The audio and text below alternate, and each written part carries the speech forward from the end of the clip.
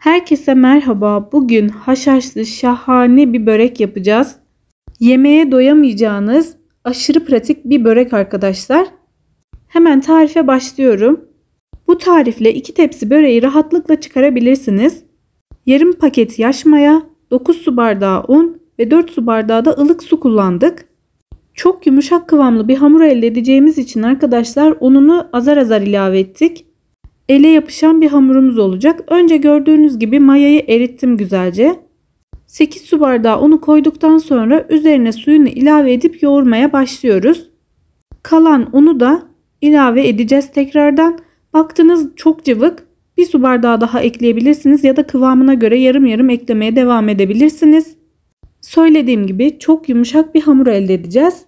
Açarken bize kolaylık sağlayacak. Biz tuzunu ilave etmeyi unuttuğumuz için hamurun üzerine ekledik. Ama siz unutmayın arkadaşlar, unu koyduktan sonra üzerine tuzunu ilave edebilirsiniz. 1,5-2 tatlı kaşığı kadar tuz yeterli olacaktır. Yoğurmaya devam ediyoruz. Malzeme sayılarını söyledim. Çok az un, su, tuz kullanıyoruz ve bir de yaş maya. Hamuru güzelce yoğurduktan sonra bir kenara alıyoruz ve mayalanmasını bekliyoruz. Gördüğünüz gibi hamurumuz güzelce kabardı. Artık bezeleyip açma işlemine geçeceğiz. Açacağımız tezgahı bolca unluyoruz. Hamurumuzun yapışmaması için, çünkü hamurumuz çok yumuşaktı. Hamuru tezgaha döktükten sonra güzelce toparlıyoruz ve 2 eşit bezeye bölüyoruz. Bir tepsisini biz ıspanaklı yapmıştık. Onun tarifini de yakınlarda paylaştım. Dilerseniz üstte de eklerim, açıp izleyebilirsiniz. Bu tarifim de haşhaşlı olacak arkadaşlar. Gerçekten çok lezzetli bir tarif. Hamuru ikiye ayırdık ve kalan kısmıyla da haşhaşlıyı yapıyoruz. Gördüğünüz gibi haşhaşın içerisine bolca sıvı yağ ekliyoruz. Ne kadar kullanacağınıza bağlı olmakla birlikte ben yaklaşık 1 su bardağı kadar sıvı yağ ilave ettim.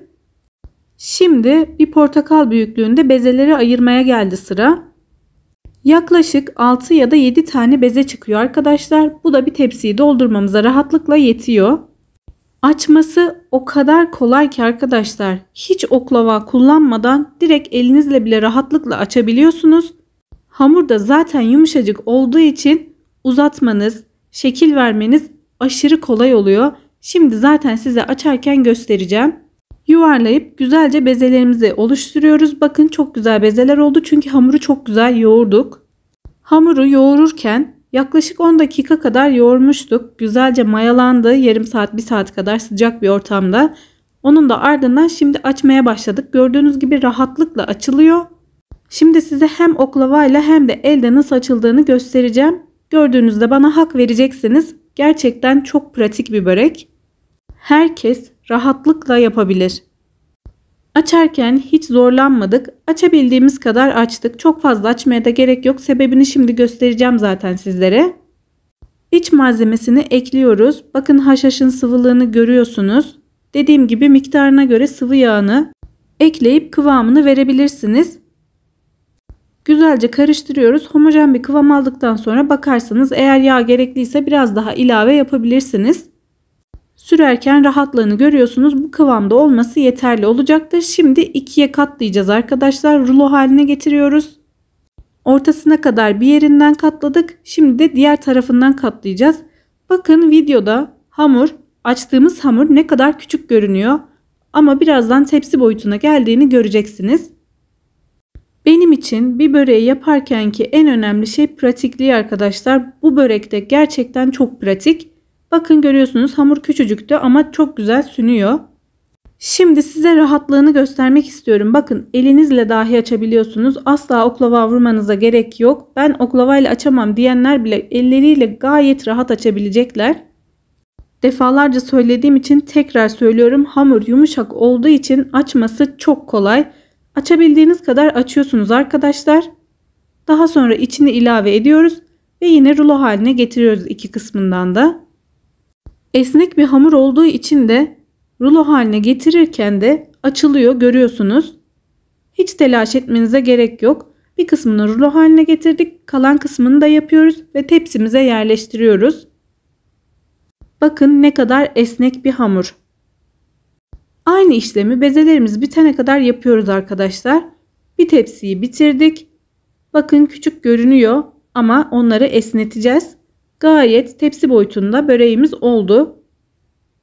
Üzerine de yumurta sarısı ve bir yemek kaşığı yoğurt koymuştum. Onu güzelce karıştırdım. Onu sürüyorum arkadaşlar.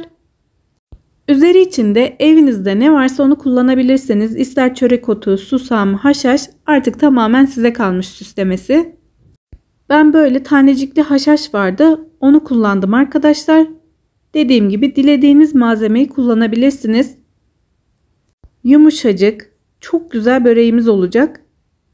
Önceden ısıttığımız 200 derece fırında pişiriyoruz. Yaklaşık 20-25 dakika yeterli olacaktır. Dakika vermek de doğru değil. Kendi fırınınıza göre ayarlayabilirsiniz. Biz fırında biraz fazla tutmuşuz arkadaşlar. Bizimkisi biraz fazla kızardı. Fırından çıkardıktan sonra hemen üzerine su serpiyoruz elimizle ve üzerini kapatıyoruz. Dinlenmeye bırakıyoruz. Şimdi kesme vakti. Güzelliğini görüyorsunuz. Yumuşacık, çok güzel bir böreğimiz oldu. Dilerseniz içerisine ceviz de ekleyebilirsiniz. O da çok güzel oluyor. Biz bu tarifi çektikten sonra tekrar yaptığımızda içerisine ceviz de koyduk. Gerçekten çok lezzetli oluyor. Böreğin güzelliğini görüyorsunuz. Daha fazla anlatmama gerek yok. Deneyecek olanlara şimdiden afiyet olsun. Aklınıza takılan sorular var ise de yorumlarda belirtebilirsiniz. Benimle iletişime geçebilirsiniz. Telefondan izleyenler de videoma hype puanı vermeyi unutmazlarsa çok mutlu olurum. Herkese iyi günler.